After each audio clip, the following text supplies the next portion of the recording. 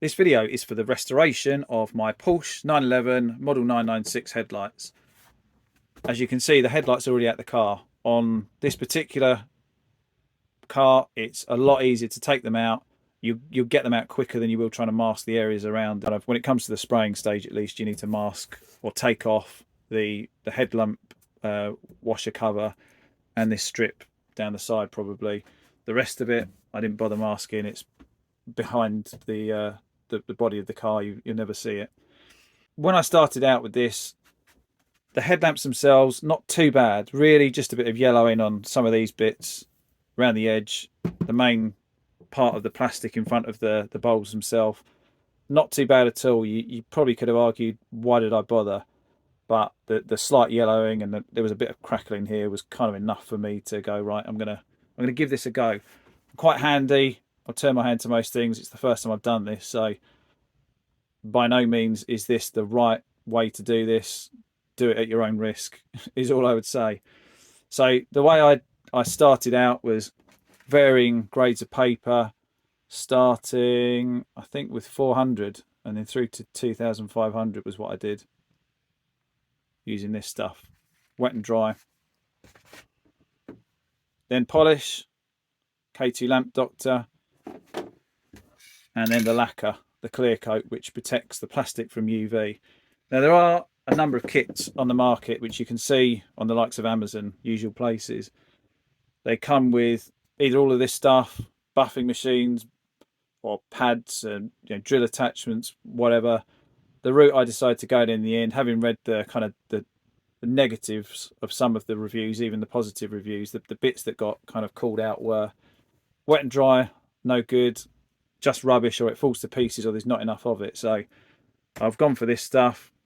It's held up really well. It hasn't fallen apart. Likewise with this stuff, reviews were quite good, cost was quite good, and it seems to have done the job. My failing is at the point of applying the lacquer. So once I'd done the polishing, I applied the lacquer, clean, and then alcohol rub, dry, then apply the lacquer. The finish wasn't great. It was kind of a misty, slightly crackly orange peel effect, which I began to polish out with the wet and dry, high grade wet. I think I can't remember now, 1200, and then work my way up again, just to take that effect off and start to polish it. It was looking better, but maybe a bit too vigorous, and yeah, chunks of it kind of started to come off. So back with the 800 grit, taking it all back to the plastic. I'm going to give it 1200 and then I'm going to go straight in with the lacquer. The manufacturer's instructions for the lacquer actually state to polish it, but I've read a lot a lot of forum posts that recommend that you should give the surface a bit of a key. So that's what I'm going to try this time around. I'm going to take it to 1200 and then I'm going to apply the lacquer. Let's see how that goes.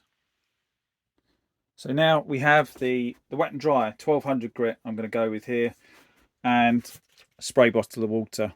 Obviously you want to keep the plastic wet all the time you're working with this, just to kind of lubricate the surface, makes it a lot easier. You don't need a lot of wet and dry for this. I've cut off a tiny amount. It will last easily enough to do this lamp and probably the other one. So I'm just going to give the headlamp a spray with water and go across the surface.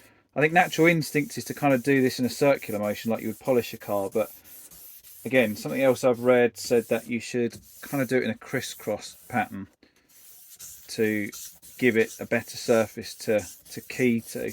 So that's what I'm going to do here. It's kind of what I'd done, I think, with the 800. I did that a few days ago, so I've almost forgotten what I did, but I'm sure I did do a crisscross pattern with that as well. So I'm just going to go over the surface. It doesn't show as much as you would see when you do this with the coarser grades, because, well, first of all, they'll be taking more of the material away from the plastic, but also if you've got discoloured lenses, the yellow that's in that top layer, you kind of see it run down. So it's quite a satisfying job. You sort of see that top layer coming away, and you kind of see the results happening before your eyes. The further you go with this, the finer the grades, the less you notice. I mean, you can kind of see there's this, yeah, it's not, the water isn't clear anymore, so it's, you're removing some of the material, which is obviously what you want to do here. So this can take a bit of time, or it should take a bit of time, as you're going through the various grades of paper. It's worth taking your time on. Anything you read about this says that it's, if you're going to do this, it's something you want to probably spend at least an hour per lens on, and just pay attention to the finer details as you're going along here. I've obviously done this once with the coarser grade, so I kind of know that most of it's done. This is now just keying the surface for the lacquer. So I'll just keep going with this here.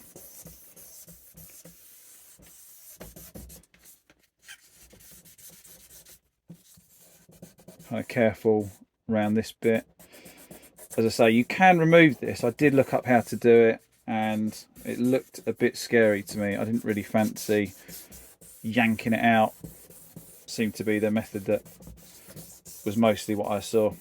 The other thing I suppose I would note with what I'm doing here is that, again, a lot of the kits and a lot of the way people do this would be to machine it, use a drill, use a buffing machine. I mean, I've got drills, I've got multi-tools, I could easily do this by machine, but I don't know, seems like doing it by hand gives a fairly good result to me with not really too much effort. And I've been there before when something slips off the drill, or you slip with the drill, and before you know it, you've made a bigger mess than before you started. So personally, yeah, the hand method, or doing it by hand, is for me more than adequate here. So I don't think it's going to need much more. I'm going to probably another quick spray, maybe a little bit more, and then after this what I'll do is give it a wash with some soapy water, let it dry properly. I probably might be overnight, might get to it later, and then before you spray is the alcohol wipe, so I'll probably do that closer to when I'm going to give it a spray. So you can see when it's wet that you can actually, it looks clear already. Obviously the water, I suppose, is filling in the scratch marks, which is what the lacquer will ultimately do. If I was to dry this off now, it would be hazy again, but it would be less so than how it looked when I started this video. I think I will stop there. Might do a little bit more off camera. I'll inspect it and see if it needs it. I'm going to wash it down, clean it, dry it off, bring it back in, and next will be the lacquer. Right, I've dried the lens thoroughly. I've used a hairdryer, a bit paranoid this time because obviously I don't want things to go wrong. So I've dried it, I've blow dried it all around the bits here, blown out all the water that was hiding underneath. Should be completely dry now. So I'm going to give it a going over with the alcohol. There you go.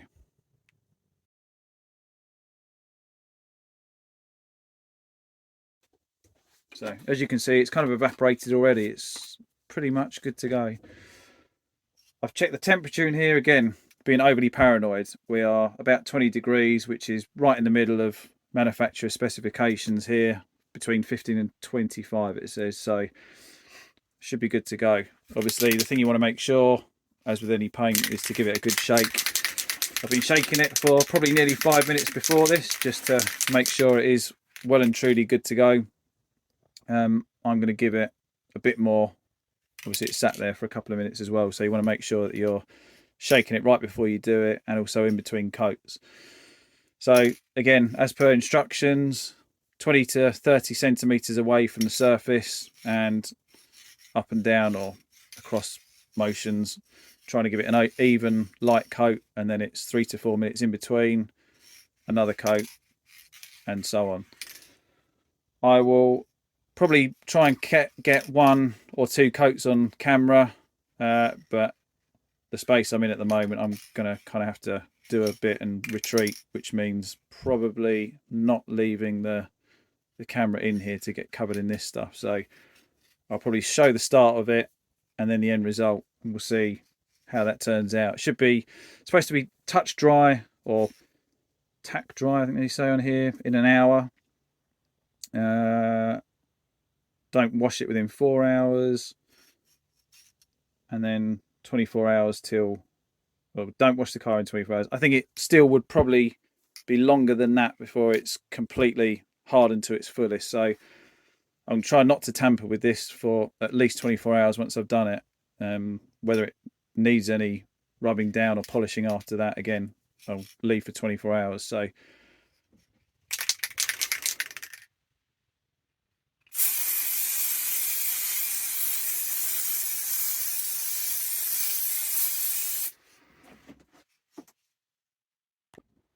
this is the headlamp about 10 hours later.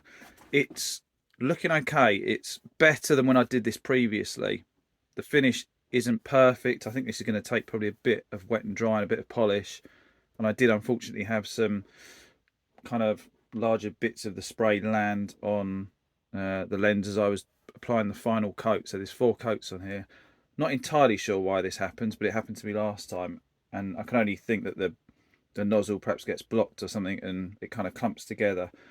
I'm going to go on and do the other light, but I'm probably going to prop it up slightly, so I'm keeping the can a bit more upright, because I'm wondering if spraying perhaps down at an angle causes that as the can empties. I'm not completely sure, but I'm going to leave this to dry. I'm going to give it longer, probably 36 hours from when I started, and then I'm going to wet and dry and polish it, see how that comes out. I'm going to start the other one in the meantime, so we'll see how that comes out too.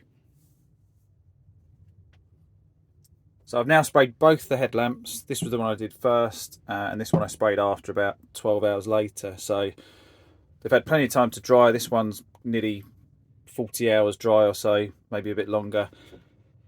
They've come out okay. They've come out better than the first attempt I had at this. However, you can see, if you kind of tilt up towards the camera here, that when you look at them head on, there's still a bit of a hazy effect about them. So there's also a bit of sort of paint splattering that's kind of come out where I had a couple of issues with the nozzle. So I'm going to give this another go with the wet and dry fine grade 2500, and then I'm going to attempt to polish, and hopefully that should do it. So that's next. All right, so as I say, I'm going to go straight in with the 2500 grip for this.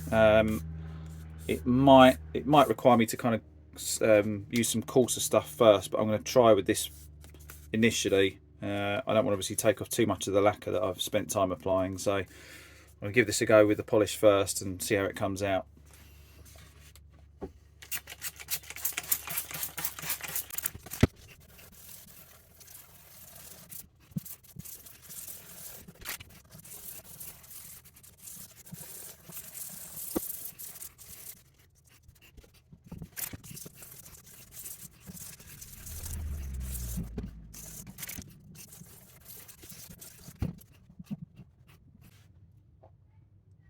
Right, so I think I'm going to stop there for now. I've kind of taken off any rough spots that I could feel. It feels a lot smoother than it did. You could just kind of make out some high spots or some dimples, perhaps where some dust or something had stuck to it when I was spraying it. So I'm going to polish it now, see how it comes out. Might require me to do this again if it still isn't completely clear. So we'll see how that goes next. So off camera, I did go over a few more bits with the wet and dry.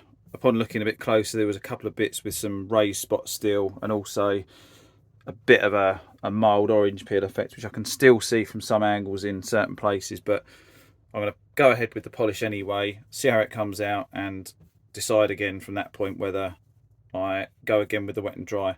I forgot to say in the previous part that I put on 4 coats of the lacquer, which I'm not quite sure what it's supposed to be. I couldn't find anywhere that said for sure how many you should apply, but I saw somewhere that said a couple.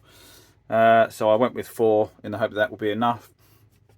I haven't gone through it this time, which I did previously, so hopefully there's enough on there. Worst case, if things aren't looking too good, or I'm worried that I'm going to go through the lacquer that I've put on, I might stop, give it another coat or 2, and then carry on again. But we'll see how the polish goes first. So I'm just going to apply it, rub it in circular motions in sections, and then wipe it off, and that should be all that's needed to bring it up to a nice shine if the plastic's good enough, or the lacquer I should say.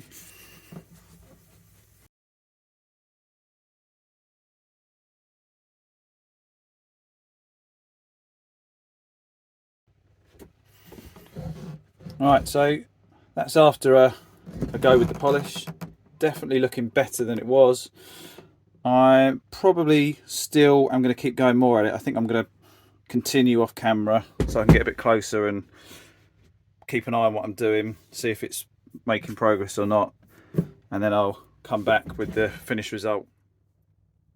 So as I mentioned, off camera I took a closer look at the lens, and I did decide to go back over it again with the same grade of wet and dry 2500, and again polish it. So I think it's worth doing. It's made a difference. I mean, this finish isn't perfect, and I don't think I'll ever get to a finish that I would ever call perfect. It's a case of getting it as good as you can. So if you look down now at an angle, you can see the projector inside, I think they call it, where the xenon bulb sits behind, and the main beam below it.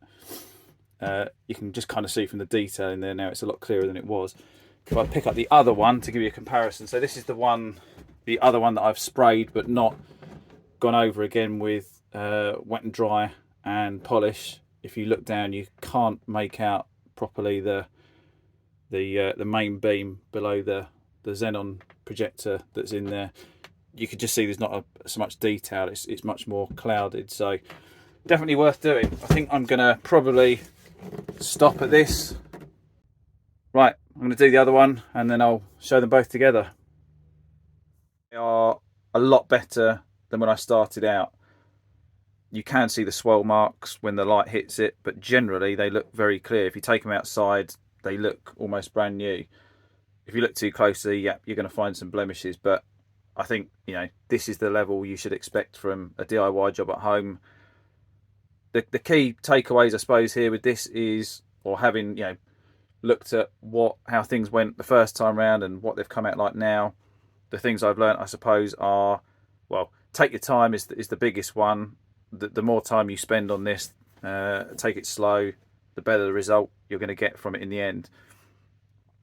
The other thing, I think keying it definitely helped. Probably also leaving it longer to cure helped.